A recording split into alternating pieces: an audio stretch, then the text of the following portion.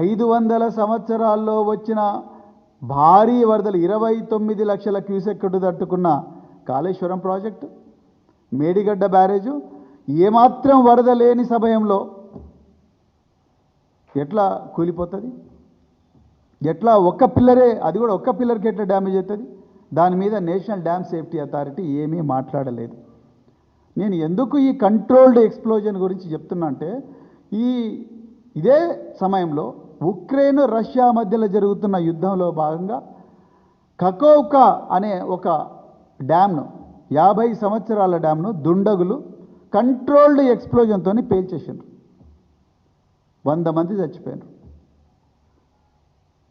Russia Ukraine మీద అబాండాలు వేస్తుంది, Ukraine వచ్చేసి రష్యా పేల్చేసిందని చెప్తున్నది. 100 మంది చచ్చిపోయారు ఆ డ్యాము పేల్చేయడంతో. 50 సంవత్సరాల డ్యామ్, నిప్రో రివర్ మీద కట్టిన డ్యామ్ అది. ఇప్పటి వరకు కూడా ఎట్లా పేల్చేసిందో తెలియదు, కానీ పేల్చేసిందని ఎక్స్పర్ట్ చెప్తున్నారు.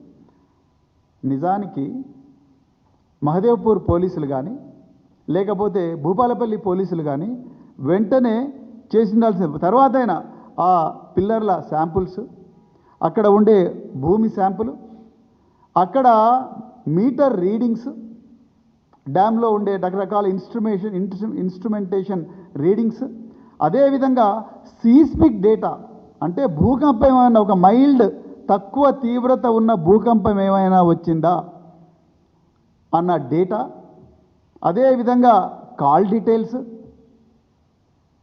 అందరివి తీసుకోవాలి. అసాంఘిక శక్తులు, ఈ అసాంఘిక శక్తులు ఎవరై ఉండొచ్చు? రేవంత్ రెడ్డా, బండి సంజయ, లేకపోతే గంగాపురం కిషన్ రెడ్డా?